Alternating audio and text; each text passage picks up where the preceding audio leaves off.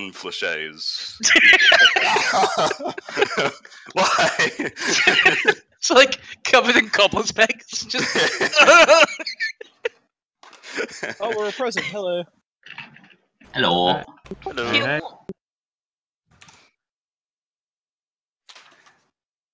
Also, just so you know, if I disappear randomly in the next few minutes, it's because I'm getting food delivered. Same here. Ah, cool. So it would be the only one who randomly vanishes. Alright, cool. We're all ready? Mm-hmm. Alright, awesome. So, I believe last session you guys managed to fight through the siege lines and you just managed to get through to the Archerton walls. And you're actually inside the main city of Archerton now. Yeah. Cool. At long last. It Yeah. hasn't been deleted, which is surprising. So as you sort of go into this Archerton proper, you immediately notice that it's not like any other city that you're typically used to. Obviously, people who live here would know this. So the bottommost floor, like ground level of Archerton, is actually filled with like water to about ankle height, very marshy, and just lots and lots of crops are planted throughout the entire place. And you see buildings that are man-made are actually up in the trees, like tree houses of various sizes and what. And each of the trees are grown to, you know, several hundred feet up into the sky, and people walk along the branches with ease. Every now and again, a tree branch will move to another branch to create like a connecting pathway so you can get from one tree to the other. There are also ropes that allow you to swing from one side to the other. And at the ground floor level, there are also wolf wields where wolves just continuously run on it. And there's a rope with hooks. I know, right? There are ropes with hooks that you can hold on to go up and down the trees, and it's just perpetual. And having lived here, you'd know that the whole town of Archerton is actually on a bit of a mountain, like a hill. And the very tip of the hill, there's the largest tree of the entire city. Its branches seemingly stretches out all the way to the outskirts of the city. And atop that very tall tree is a platform where the elders of each of the Elsyx areas would go up to meet. So the whole city almost has like a roof or a canopy. Yeah, pretty much. Cool. That's cool. It's like I don't know. It's very different to normal cities. It's very vertical as well as horizontal. And as most of you have just witnessed the death of a certain someone's wife, a priestess actually walks up and she greets all of you. And she sort of kneels down beside Esfandir's wife, and she places a seedling between the hands of her. And she says to Esfandir, "Do you have any final words?"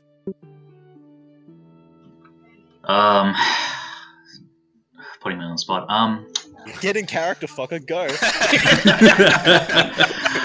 All right. Well, if I'm in character, I'm fucking in a fugue state at the moment. I am not with it in either case. So. Didn't you like pass out from despair a couple Yeah, moments I ago? passed out from despair and it slapped me awake again.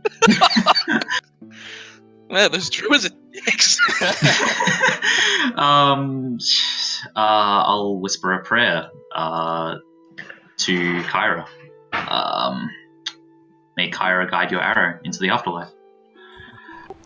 The priestess just repeats that and says, "And so it shall be." You see a faint light glow in her hands, and eventually roots from the floor reach up, wrapping themselves around your wife's body before pulling her underground. And in the spot where she lays, a little tulip now grows. Wait, sorry, just a sec. Let me check something before you go much further.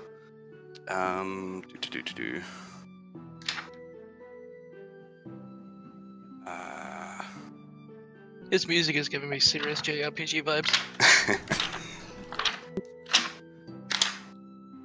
Really, JRPG? It makes me think of like almost Age of Empires-ish.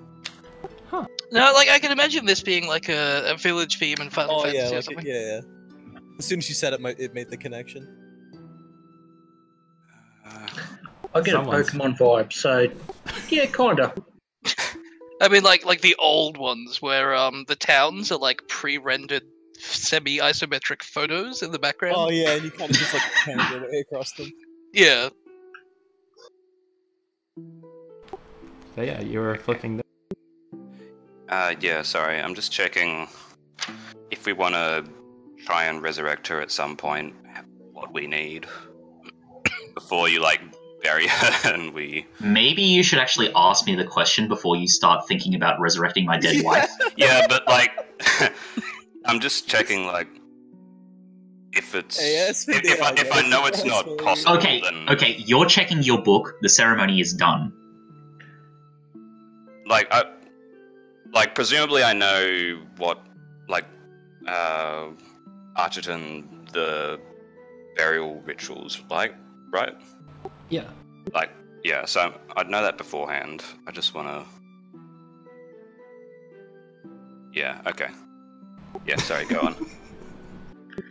Can I ask the priestess, because I'm not as familiar with a lot of these rituals. Like this tulip. What does it possess? The essence of my wife? Like, how's it related to her? She carries on her spirit into the afterlife, and when the tulip grows to full maturity, it'll sprout into a large tree, on which people will, I guess, tread upon. Well, I appreciate it. I guess that's not the best turn of phrase, but I guess it becomes part of the city. Yes. As are all these trees. And as you sort of scan around, you see many other ceremonies being performed. Wait, so all the trees in the city used to be a resident? Bing bong. Jesus. It's kind of dark. All right, I'm at peace with this concept, but I'm still pretty fucking out of it. Can I just kind of like wander off in a fugue state? Oh yeah, totally, go for it. Hey guys, Okay. my foot's like hanging off. Can I go lay down for a while?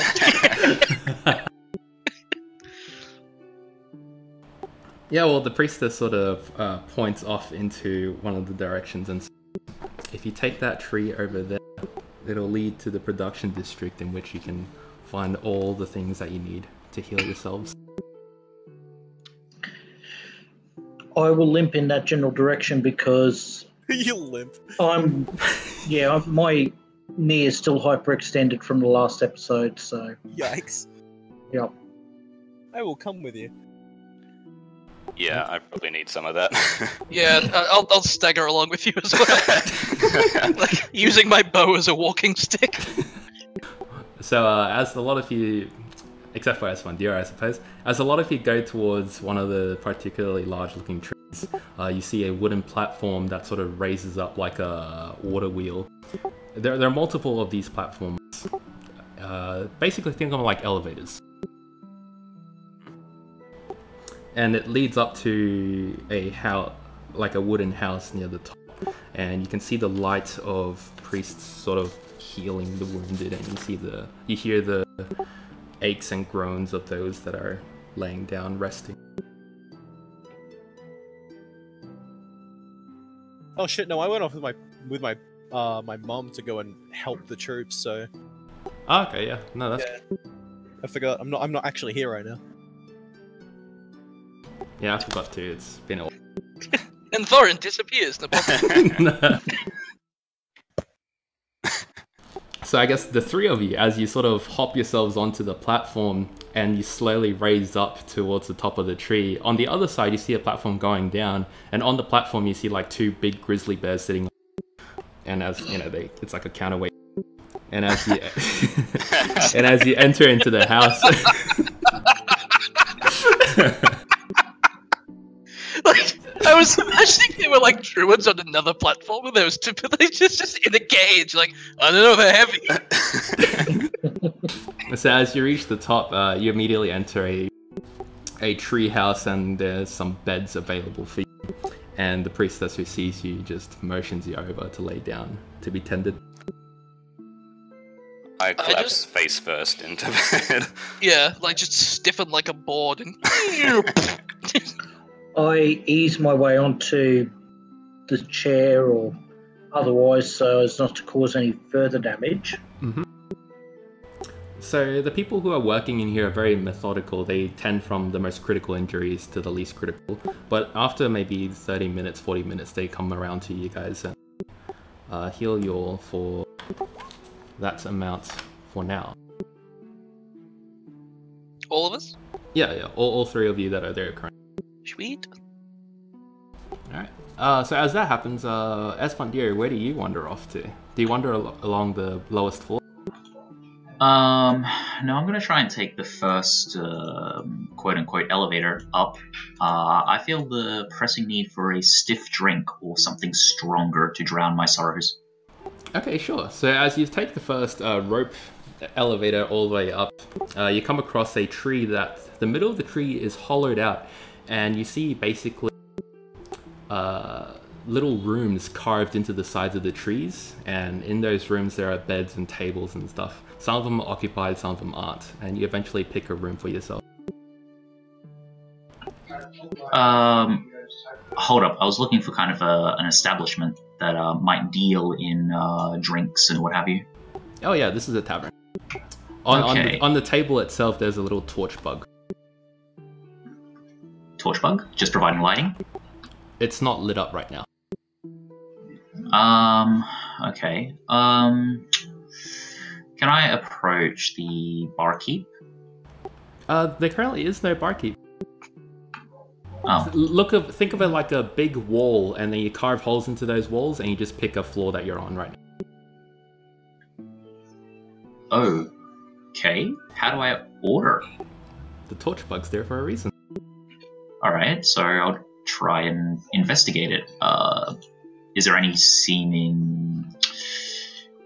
I don't want to say button, but any way to interact with it, obviously. As you move your hand towards the torch bug, it lights up and it sort of flies out to the outside of your room. And maybe two or three minutes passes, and then someone comes up on a platform, and you see this big, wide woman, you know, with just, let's say, very large breasts and bosom. And she says to you, "Hi, I'm Big Bertha. You find..."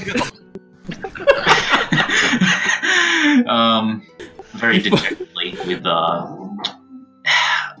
a very dull tone to my voice, I'll greet Big Bertha and ask her for the strongest thing she has on the menu. Ah, loved one passed away, I see. She puts down a huge flagon of some of the strongest smelling ale you've ever smelled. Is this the strongest thing you have on the menu? Or is there something under the table we can talk about?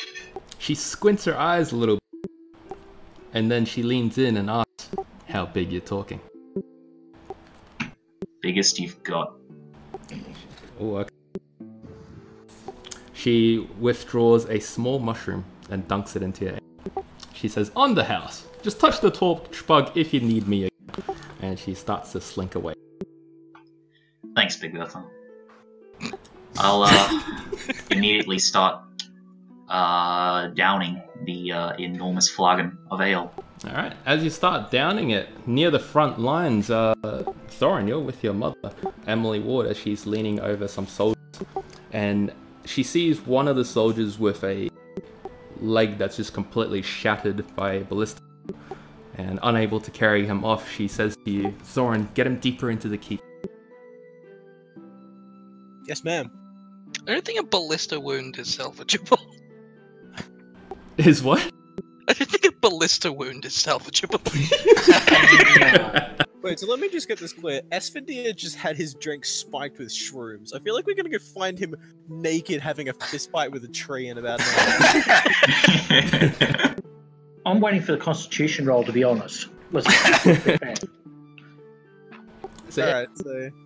Alright, I'm gonna guess I'm kind of out of spells right now, so I don't know how much health I can bear. So I guess I'll just work on transporting injured troops back away from the danger. As you're dragging this soldier along, you see the wound still spurting blood. Very obviously, an artery's been severed. And he just grabs onto your shirt and just, "Don't let me die." Holy shit! Alright, fuck. I'm gonna roll a medicine check, I guess, to try and see if I can stabilize him. Not Let heal him die, but tell him to push him around. just hopefully see if he not get any worse. Oh hell yeah! Oh yeah, you know that. So you just try to identify how to heal.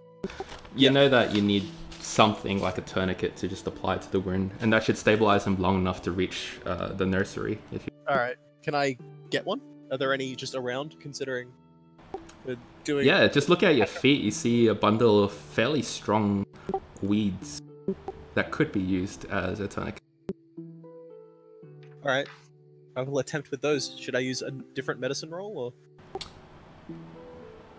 See, actually, see as you live here, yeah, roll medicine at advantage. You would have done this. This poison ivy will make an excellent tourniquet. Oh, that's not very good. No, that is not very. You manage to tie it around his upper thigh, and the bleeding itself stops jetting out, but some blood still spurts. I love the little laughter. To get in. Yeah, it is. Good enough to get in there. All right, keep going. Yep, you eventually reach a platform, and it slowly raises itself. Do you hop on, or do you just leave him to? I'll get on with him, but then I'll come back afterwards. Right. So as you're on the platform itself and you start raising up, yet again on the other side you see two bears on the other platforms going down. And you eventually reach the main nursery, and inside you see 3 of your party members getting tended to their wounds. And you guys get healed for that amount. Yay. Yahoo! Alrighty. Full health, bitches! I feel like I'll be of way more use manning a forge Probably. than I will be running around without any healing spells because I haven't rested. Then, as you're looking for a forge now, yeah? Like a workplace.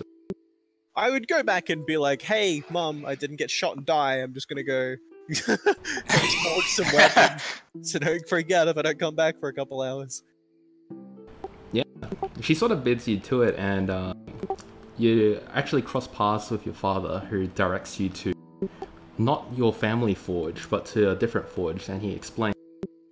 Ever since the war began, most of the forges closed down, and we focus our efforts together in one main production. And he points to one of the trees with a red canopy. And you see that that tree has 4 different floors with waterfalls running from the top to the bottom. And you can see workers working away on anvils and whatnot. Cool. Is there an empty spot? Oh yeah, plenty. There are plenty of different workstations. Not all of them are manned. Alright. I'll tell him I'll come back and help work on this once I take a rest and get my bearings. He gives you a nod as he tends to the soldiers yet again. Alrighty.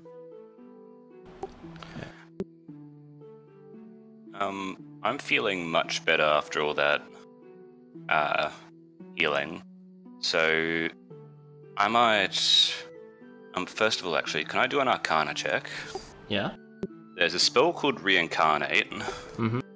It requires you to touch a dead humanoid or a piece of a dead humanoid for it to work. Yeah. Well, from what I saw of the tree and what I know of how that whole tree Roll Arcana first. Ritual, yeah. Oop. 15. That's sufficient for you to know that in this world... Oh, actually, let me think about that. So, if I got a bit of the tree, would that count as a bit of the creature for the purposes of the spell? Your guy's like very studied, isn't he? Yeah. If I don't know the answer, I can always go to the university here and do some research.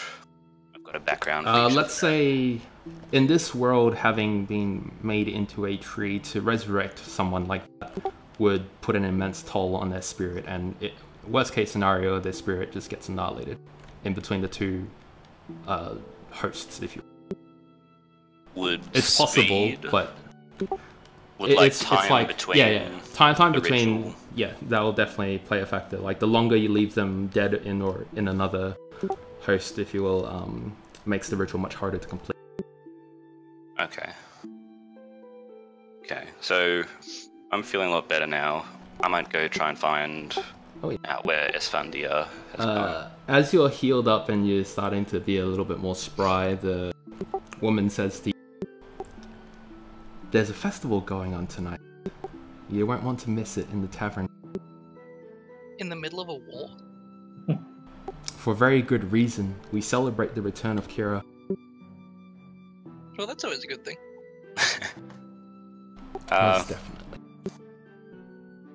I nod, so kind of distracted, with worry for my friend. I go, yes, sure, I'll keep that in mind, and then leave. You do so. And I'm just gonna wander about and try and find him. The other people hear this too. Thorin, you're in the same place resting, aren't you? Yep. In that case, you're healed by that amount. Oh, that's a full health right there.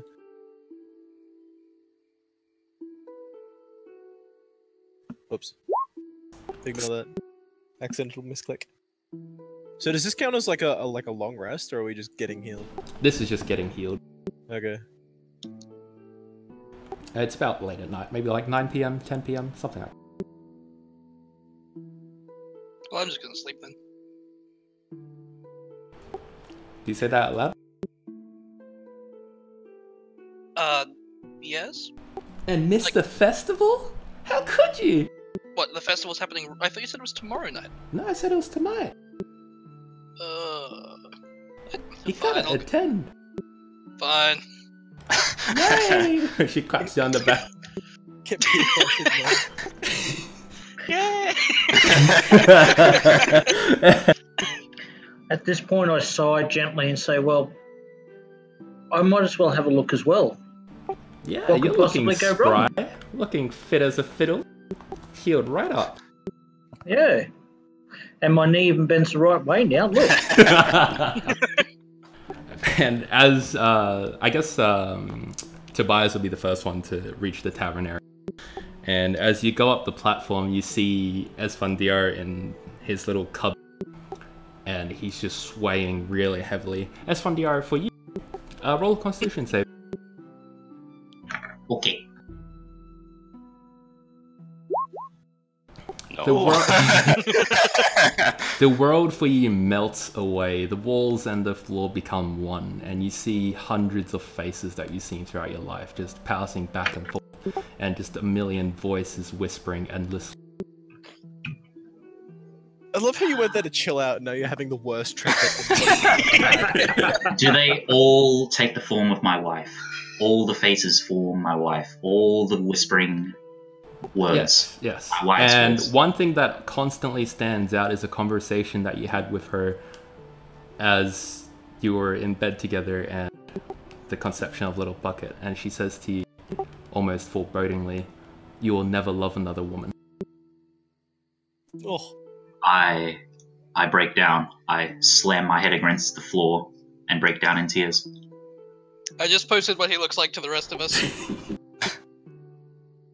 And Tobias, yeah, right.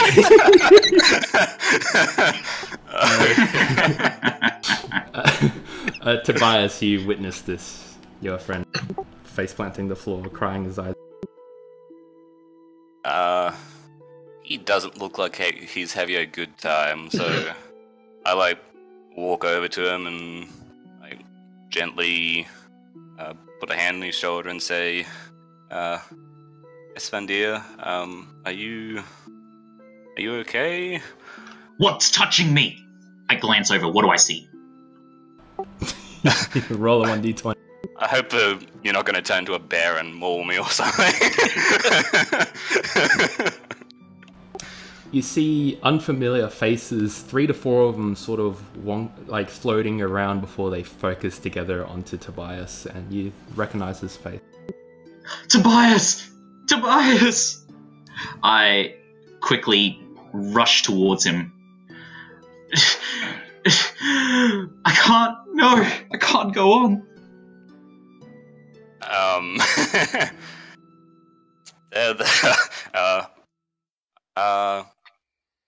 Can I tell he's I Tripping? probably know he's really out of it, but can I tell he's not just drunk? He's Tripping. Yeah, you know what? Roll a history or intelligence at advantage. Could I do medicine Yes. or drugs?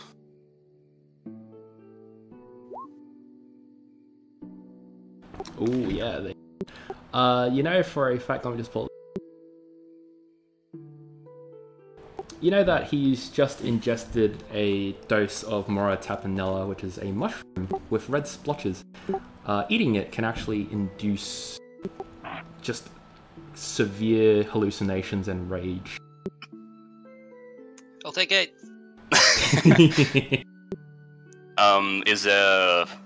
Is there a quick cure that could be concocted or something like that? Lots and Is lots of currently water only- or rest.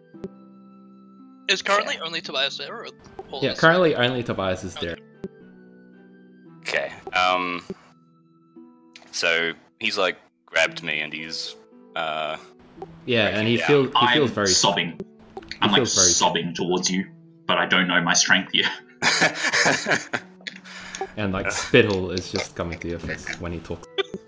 Well, you're not a grizzly bear yet, so far so good. Okay, Esvandir, I know it's been a really, really awful day, but you trust me, right? You can trust me. Trust. Yes, trust. Tobias, what is it? Okay, I need you to do something for me, okay? And it's really important that you trust me. I just breathe heavily. I don't respond. And at this point, the rest of the party joins the area. Oh, hey, what's going on? Oh my god. Aiden just burst out laughing. I wish I had rested because I can undo quote unquote poisons, which I guess is getting drunk and or stoned out of his fucking gourd. I could fix this, but man, I wish cameras existed. I'm just on my knees. What do I see when these people like, come to my You vision? ate the mushroom! Esfandir, roll another d20 for me. Please don't turn into a grizzly bear. You see your companions, the ones that have seen you through the worst of it and the best of it. But why are they laughing at me? Why? Esfandir, they've had a really bad day too, and they're just like... Stress does weird things to people, you know? You know, it could also be hallucinations because why would we laugh at you? Why would Indeed. we possibly Wait do a that? minute. We're your friends. Are these my companions? Hold on. Oh dear. I'm gonna try and reach out and touch them. Are they real? That's a good question. Roll a dexterity save.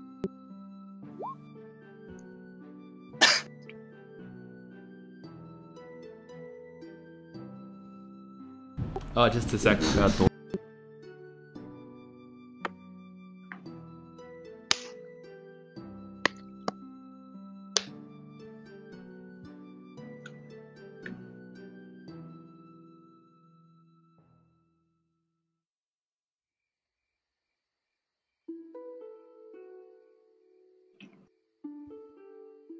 Do you see that ludicrous display last night? Sorry about All good. that. I thought it was the door, but it's just fireworks. Totally Easily fireworks. mistaken for each other. It's literally 3 knocks, just dot dot dot. And I'm like, what the fuck? Very lackluster fireworks. Like, yay, Australia Day! Pew! But yeah, Alright, shows up, Esfandir, roll dex save for me, please. Oh, okay.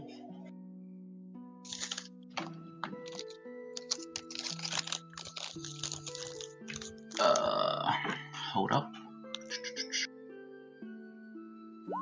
Oh, Oh. yeah. All right. Well, Oh, as you try to discern if your party members are real and you try to touch them, you just fail to put your hand on any of them, and you go over the edge, and you start Wait, falling. Oh, of the Falling? start of over the edge of the tree, of like the yeah, tree. yeah, and you're starting to fall. I jump. after him. Roll dexterity. I like pencil dive after him. He's not over the edge yet. He is starting to fall. Okay. I guess no one cares. Can I just grab him and pull him back? I would Is honestly he saving throw? notice. No, just a dexterity. normal one. Just a normal one. Yeah, you grab him in time. He doesn't slip off the edge. Almost, but not. Okay. Whoa there. You're not. You've had a lot to drink, Esfandir. So just calm down, okay? I promise they're real. They're just really stressed out and they're acting weird because of it. Aiden's a bit hysterical, as you can see. Now. I stopped listening halfway through because I'm too perplexed by the swirling geometric patterns on Tobias's face. Shapes and colours for likes of which I've never. Can I do like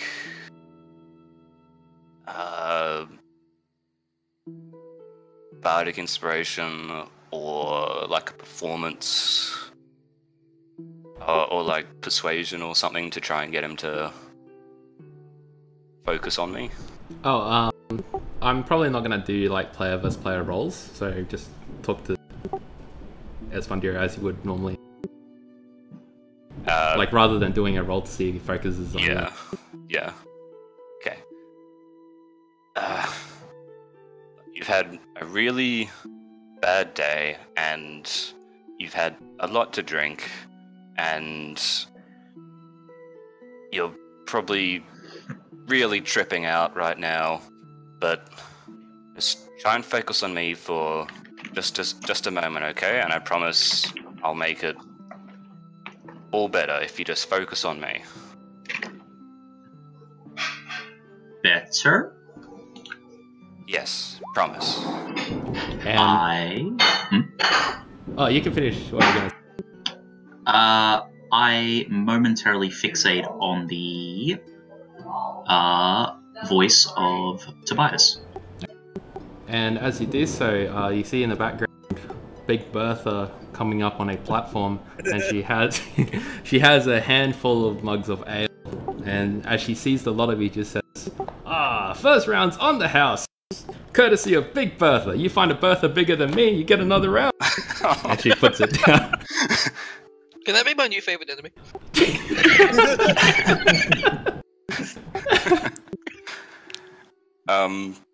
I like glance back at her and the rest of the party, and I try and like surreptitiously motion for the rest of the party to like go and intercept her. Like, don't let her get close to Esfandir. Oh no, she just puts it on the table and then jets off to another platform. I'm gonna intercept the mother of ale.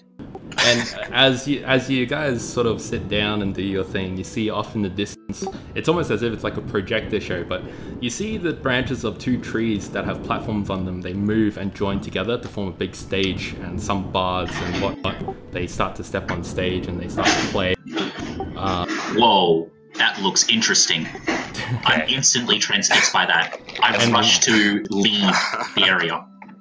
And they start to play just very joyful music, and you see all the children on the various branches that are closer to the stage. They all start cheering and they're all happy, and the tale just tells about the Kira's inception and what Kira's done for people of Elsyx. Wow, Tobias did make it better. He was telling the truth. Okay, I leave. I'm gonna follow Bertha. You're gonna follow Bert? Yeah, like I'm just like, because she just put them down and like went off, right? We were like, wait. Yeah. You hop on her platform and she looks at you and she just says, "What can I get you?" How much for the mushrooms you gave the guy back there? The mushrooms, they're about 6 gold apiece. Could you be persuaded to cut me a deal if I buy in bulk? How many are you buying? Like 5 or 6. Alright. Then in that case, she does a quick sum of math for It's like what? 34. 30? 36. I'll let him go for 30. Alright, be give yourself warned. a deal. Don't eat more than 5 a day, or you'll die. Oh, I'll keep that in mind. Yep. I'll just do the thing. you Thank you. probably turn those into a pretty potent poison. That's the plan. Put those on your arrows and just... Yeah, boy. It's like, imagine the chaos I could cause in an enemy camp.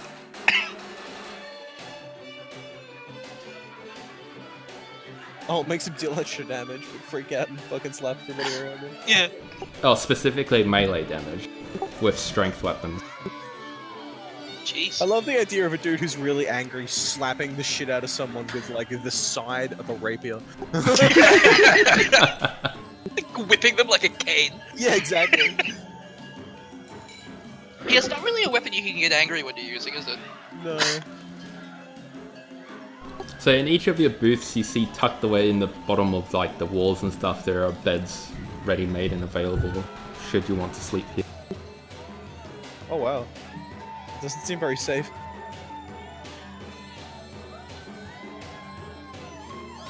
So, like, when you say they're like cutouts of the wall, is it like an ant, where they all sleep in like those little carved out bits in that huge, like, inverted tower if you thing? look, if you think about it like a beehive, you know how they have like holes and stuff, like it's kind of like okay. that. Yeah.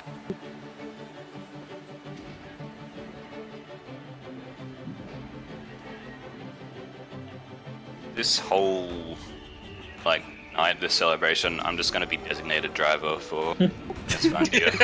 Follow him around, make sure he doesn't do anything particularly. Alright, well, what dangerous. happens is, as Esfandia leaps off the edge and starts falling, you see... Well, Wait, you, what? Yeah, no. Oh. So, as he leaps off the edge and starts falling, you fall about halfway before you see little will-o-wisps start grabbing at the sides of your clothing and starts pulling you up again, and they plop you down on a branch closest to the stage. Okay. Was that? Hold up, that was Tobias, right? Yeah, that was Esfandia. I'm on stage? I'm No, on stage? on a branch closest to the stage, I run towards along the the stage. row of children. Wait. Children, happy! Stage! I make everyone happy. Yeah, everyone's happy. Like colourful magics going off in the distance. Oh, that's amazing. Okay, I joined the festivities on stage. You do so.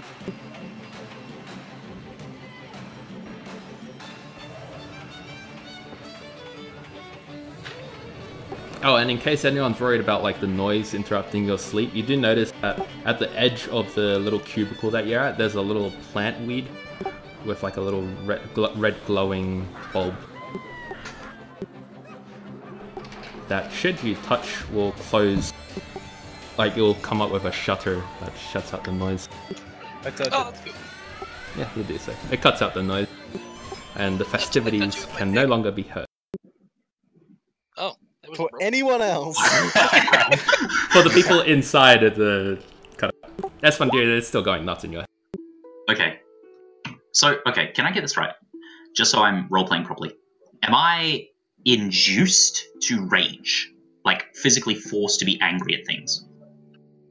No, but you're frothing out the mouth, and should you get angry, you'll get angry. Okay, gotcha. Yeah. Like, you're overly excited right now. is Okay, the I best was way. worried I'd have to start, like, slapping children for not being excited enough. Just throwing them at their parents. The sides of the platform. Children are just younger gnomes. Get out of here! Get rid of the gnomes! No, I'm enjoying the festivities. Alright. And the night continues on. Does the rest of the party go to sleep, or... I Yeah. wait until Esfandia conks out, and then I'll help him to a bed and... Yeah. Alright. Then the Yeah. festivities continue to about... Oh, sorry. Please continue.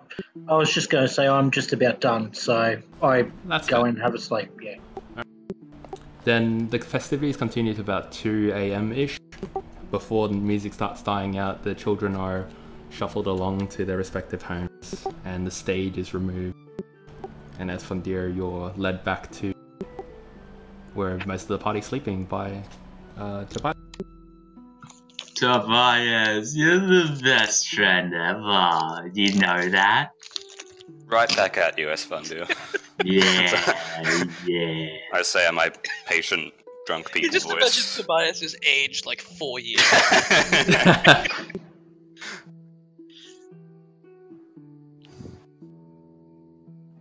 Yeah, I'll like help him back to one of the little sleeping cutouts, and Okay. maybe use a sleep spell to like help him on his way to sleep. That's alright. So as the night sort of goes on and dawn breaks, and you awaken in the morning, the shutter is still out, but you can see like the outline of someone standing there, sort of just patiently waiting. For who? Mm-hmm. You just see the outline, that's all. He doesn't say anything. Okay, I peek my head out. You see his back, he's sitting on a branch looking the other way. And you recognize that this is Anomaly, the druid who dove out and saved you guys during the siege. I lay back down. No, I go out and kind of just stand beside him. As you wake up, you notice that already on the table there's like sort of like a mini feast laid out. Oh, cool. So Just- might I get up and eat? Yeah, just various meats, you know, pork and venison, and some veggies and some water and milk if you're a milk drinker. Not really. Heck yes. They've even got the hard stuff today, jeez. Water and milk. Fuck. Everyone who partakes can roll a 2d6 for temporary health. Oh, yes, please. Yeah, I awake with a thrumming headache, and I'm just going to drink whatever's on offer on the table.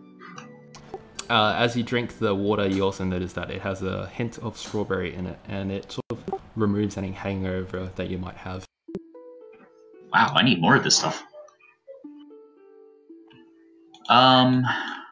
There's a pitcher jug of it. Okay, I'm gonna down the whole thing.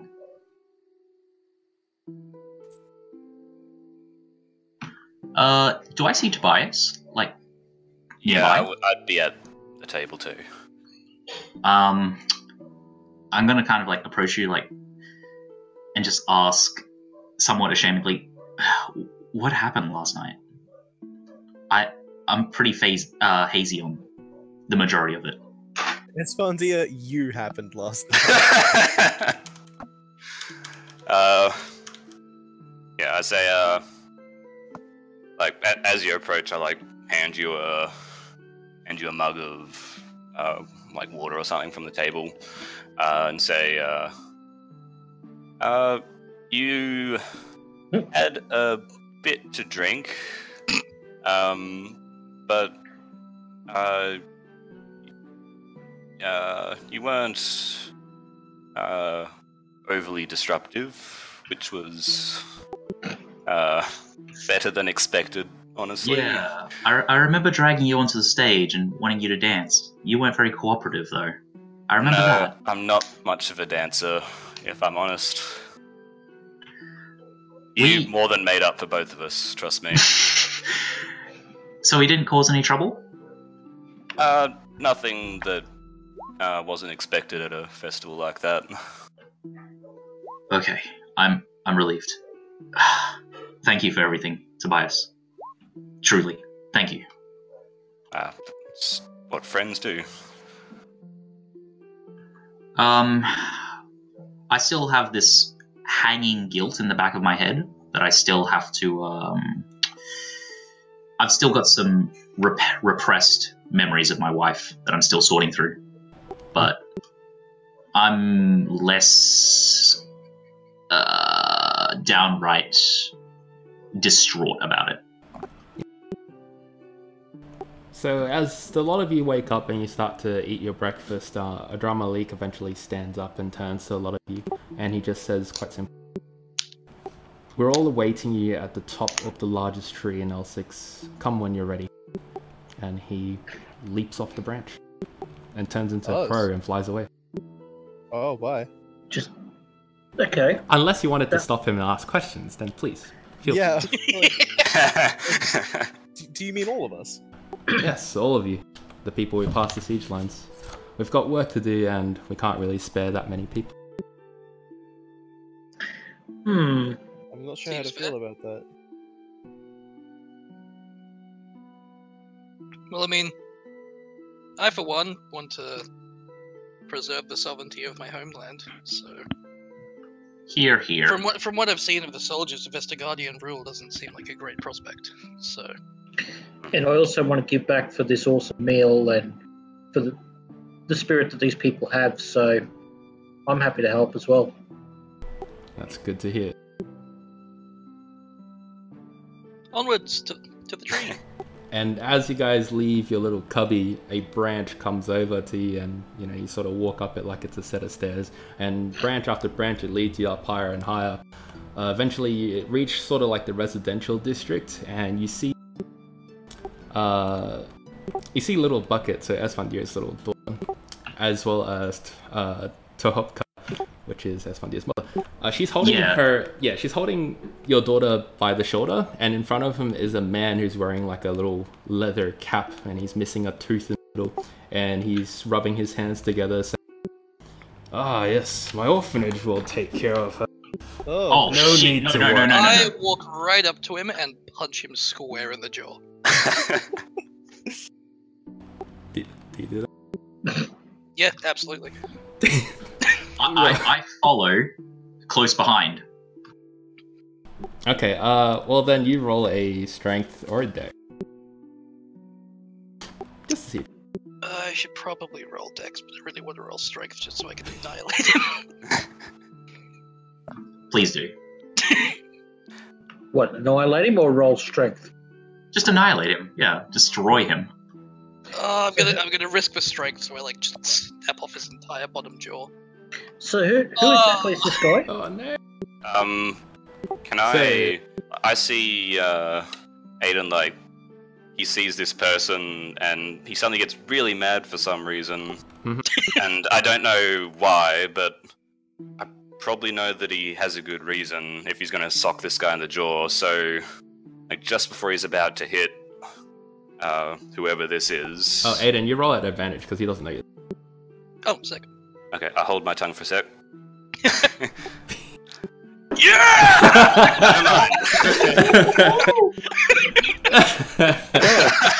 Oh man. He gets absolutely fucked. Okay. Roll a 2d4. Oh, no, actually, you don't even need to, because I just take it off you. So you sort of march right up to him as he's introducing himself to Little Bucket and saying, "Ah, Pascal will take care of you." And as he leans down, you uppercut him right in the face, jamming the cartilage of his nose deep into his skull. And he sort of flips over backwards, almost rolling off the branch. And he sort of stabilizes himself, and you see the mother and Little Bucket just in shock.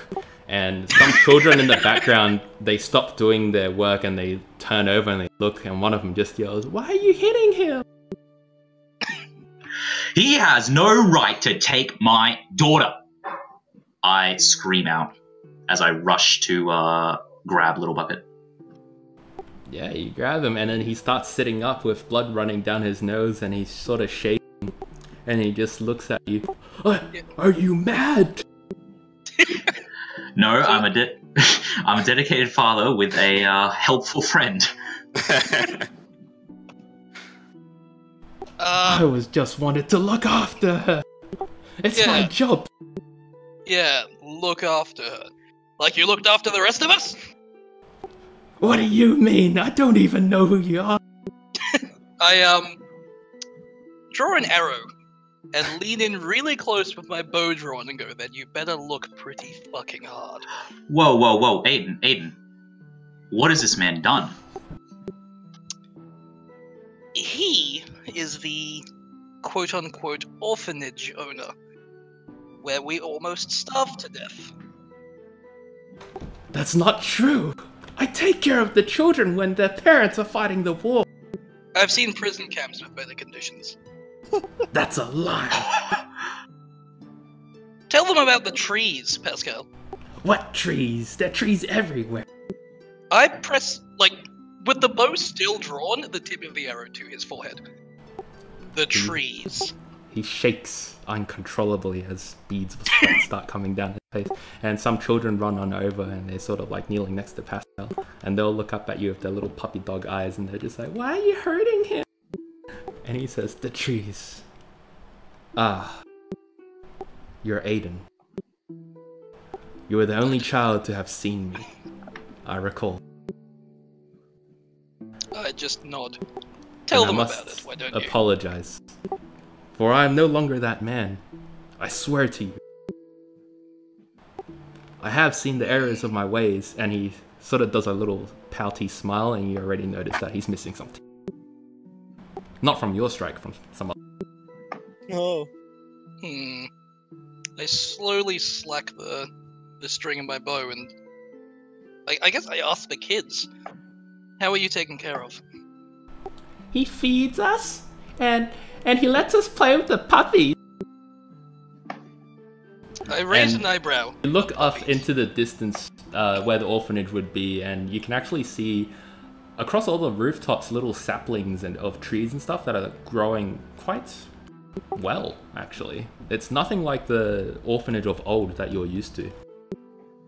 And the walls themselves, you see, it used to be dilapidated with like holes left, right and center, but most of them have been patched up and the wood itself has been polished and shined.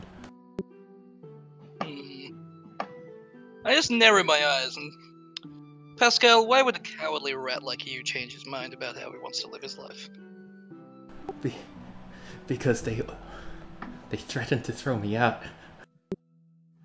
I can't live out there.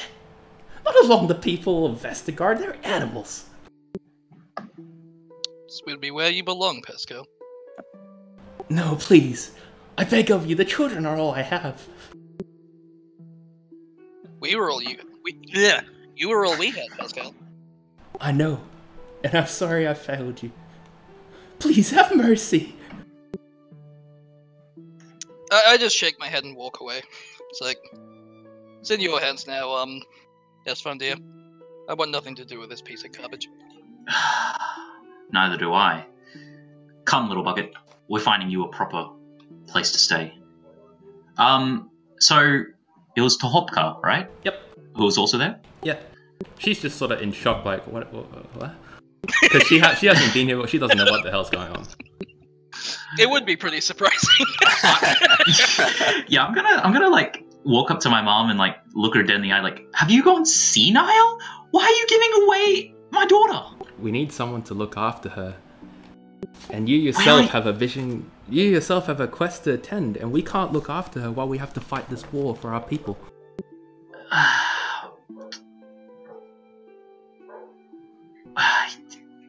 Why are you still needed at the front line, Mother? Because I want Your to fight is over. No, it's not. Just look. People are still dying. What about Father? Surely he'd stay here in Archerton. I think he's tending to the crafts. The forges are a dangerous place for a little girl to be. Listen, I'm going to speak with... We're speaking with Zarathustra, or we're speaking with the council, was it? Yeah, you're going up to the top to speak of a drama leak and the others. Okay. Listen, I'm going to take Little Bucket with me today. I will find a place for her to stay. Somewhere safe. Certainly safer than the hands of that wretch. She gives you a motherly sigh and a nod, and she sort of gives you a pat on the shoulder. Then I wish you luck. Alright. And and she Tarzans out of there on the rope. Right. As we start to walk away, I want to fire an arrow, so like, because Pascal will be standing in front of a tree, right? Yeah, and he's like shaking and just crying his eyes out. So I'm gonna fire an arrow so it lands, like, sticks into the tree between his legs, just under his crotch. Sure, roll your attack. This Just in could go case. bad. Some arteries in his thighs. Yeah, it lands exactly between his legs. pretty close to where he would make children, but yeah, that was the plan. he stopped almost so it, shaking like- from shock. So it like splits down the seam of his pants, but not his body. Exactly that happens. And so still standing with like my hands in the firing position, just if I hear you've done anything to these children, the next one won't miss. And I turned my heel. I promise I would. Luckily, he's wearing See, underpants. At this point, I also Were use they brown when you put them thaumaturgy. on? Sorry. Yeah, at this point, I use thaumaturgy to create the sound of a large group of people going, "Oh!"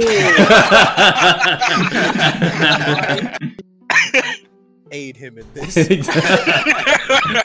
You just hear a crowd of "ooh" coming from beneath the trees, and he looks around. He has no idea where it's coming from, and he's just shaking in even more fear, as though he realizes that people have witnessed this, and he has to be on his best behavior now.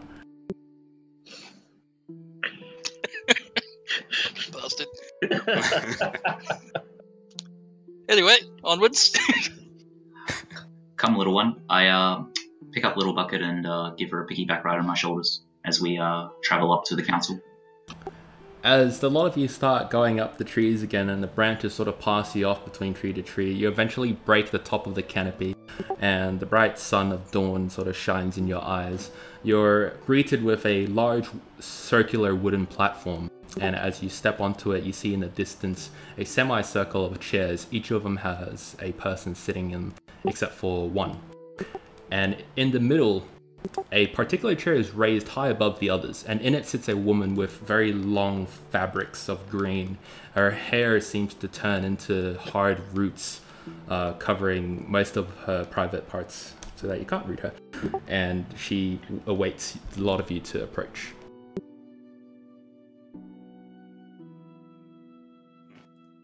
How many people in total are in the council?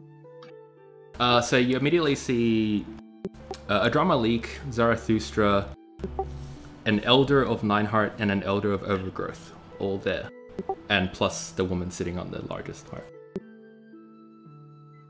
Okay. So, That like woman 5 isn't people. just straight up Kyra, is she? Oh, the silence. Oh, was that asked at me, or were you asking someone? I'm asking you. Oh. Yeah, I was gonna say, as you approach, you feel the same increase in pressure in the atmosphere that you felt earlier on with the Bard Lady. Oh. Oh shit. Dropped it. I kneel. Yeah, I put a crater in the ground and Neil's.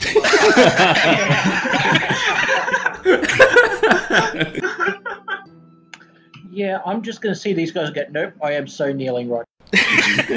Fuck that. I'll be the only person to not kneel. Sorry, Tobias? I was just gonna say, like, is there a protocol for this? Kneeling's pretty good. Yeah, I'll do that. But I love the idea of with Fecalius and Tobias. It's like when you end up like in a church service when you're not Catholic, and everyone knows the responses to everything, and you're just amen.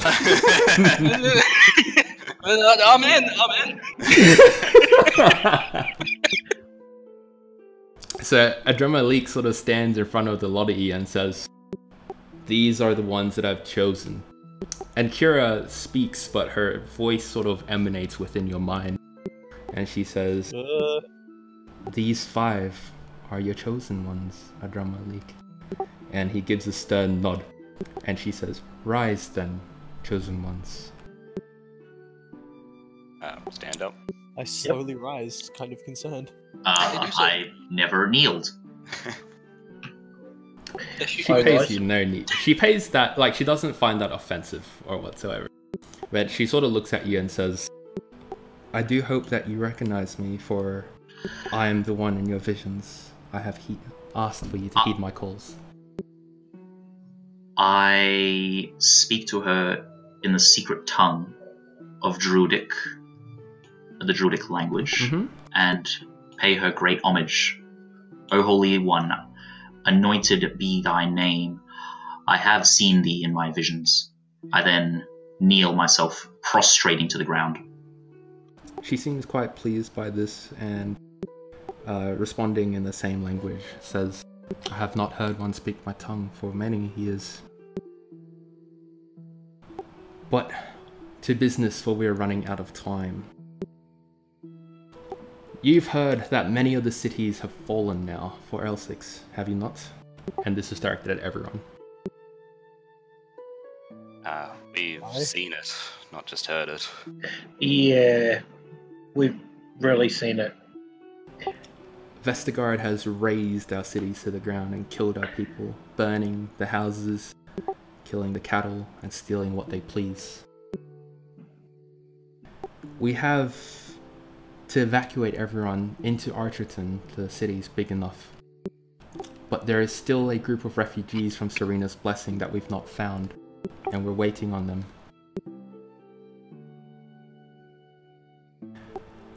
Who are these individuals? Amongst them is one that you will know very well. Soars like Eagle, he calls himself. He's leading the last of the people out of Serena's Blessing. I'm going to send Anomaly along, but he chooses you as his champions and you shall accompany him on this task. I mutter under my breath, Angus Nasong Taka, soars like eagle. What has befallen you? How many more are there left in Serena's Blessing? As far as I've heard, everyone's left Serena's Blessing after the horrible plague that has hit the little island. Some refugees have taken refuge in Barrenbark, but they have not been heard from. And there is another group that have made it halfway before their horses have died of exhaustion. She marks it on your map. Hopefully you see a little banner. Yeah. Oh yeah. Then she says, Adramalik, I assume you've prepared the stones. He gives a stern nod and turns to a lot of you.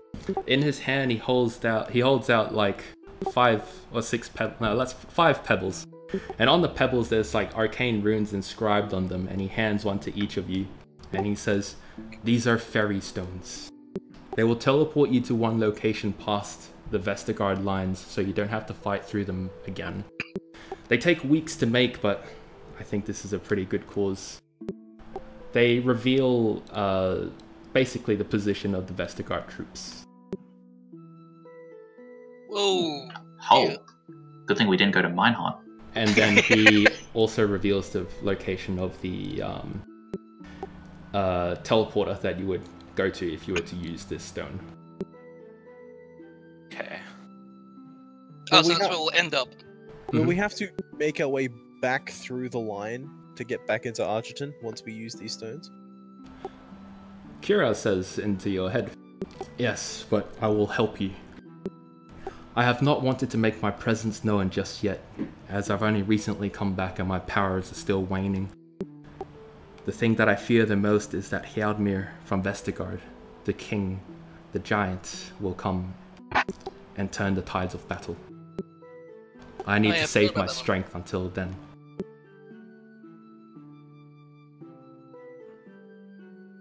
Maybe out my Giant head. King is going to be hard to deal with.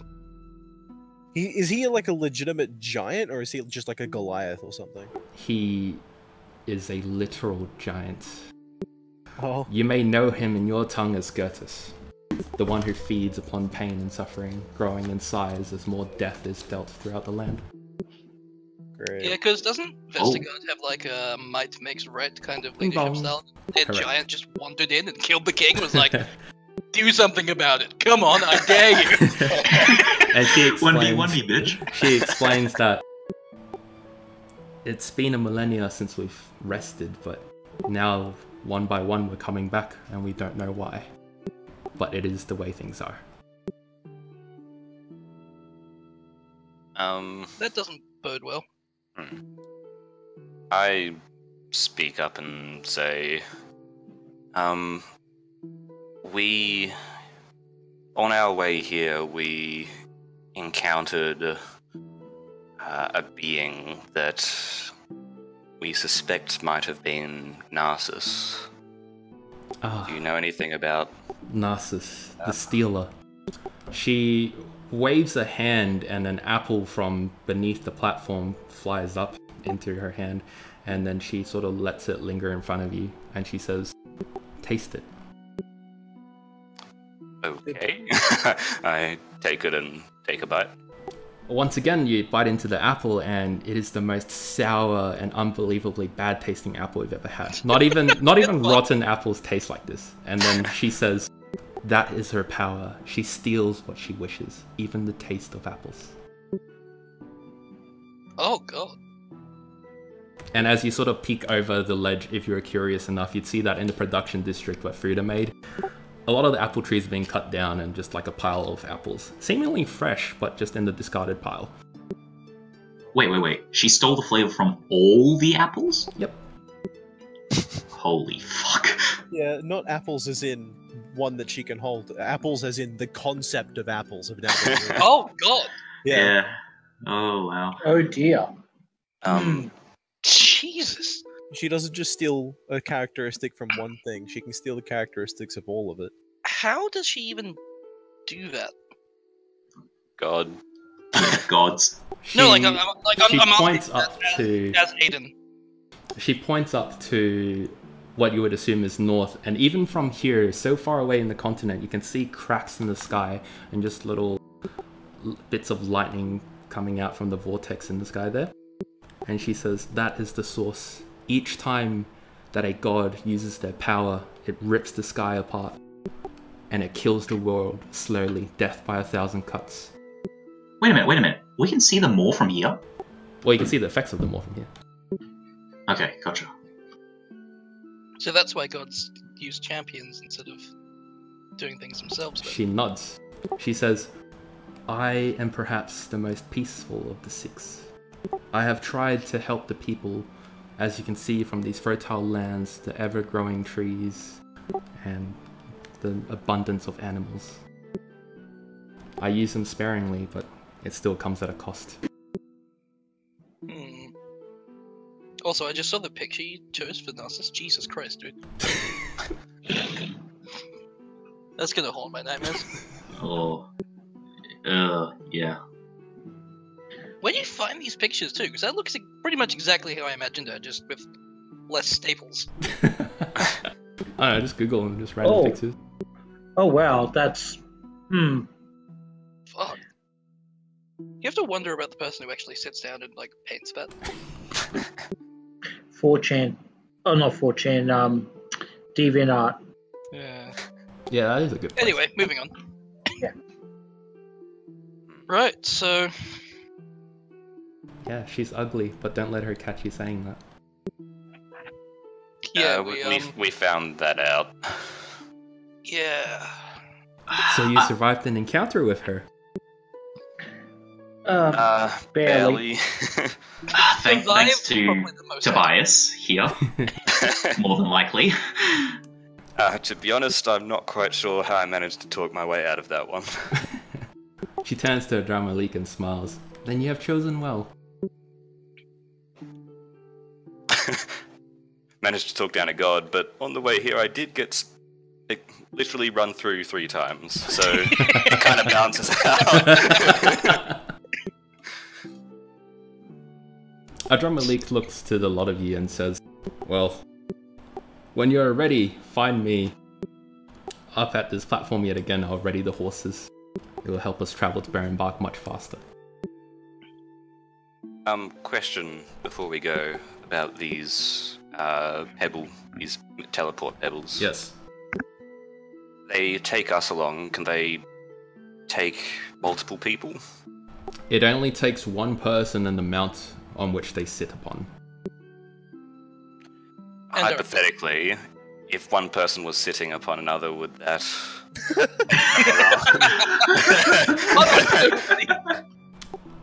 The spirit of a person is much stronger and much more difficult to transport than that of an animal, so no, I would not risk it. That makes sense. Okay, thank you. You're welcome. Before we go, I don't know about you guys, but I do kind of have some things I want to take care of while we're Same in the here. vicinity of shops and stuff. Yeah. I think a certain someone would like to get his armory. Yes, please. And a drummer leap just leaps off the edge, turns into a crow, just and flies away. I will never get used to how you druids do that so casually. I shake my head. You never do. Can I just like rack my brain? Like, okay, I recognize a drummer link from my vision quest. Do I know much about him personally? You didn't see him in your vision quest, but he did attend your ceremony, so you know that he's pretty high level on the druid range of things, and he would have been like Swords Like Eagle's right-hand man. Oh, okay, he's up there. Gotcha. Oh yeah, like, he's Right really... at the top of the druid food chain. So Esfandiar is just starstruck as fuck. Nah, I'm still more taken by Zarathustra. Yeah, he's sitting there too. I rush over to him. Ah, Zarathustra! Senpai! Ah, Esfandiar. Let me feed you grapes. Do you have grapes? No, but I got this apple. We collected wild berries, didn't we? Oh, boozeberries, yeah. Okay, no, I'm not gonna. No, I'll never feed Senpai that. I love that, like, that back and forth. Like, let me feed you grapes. You have grapes? No. Oh.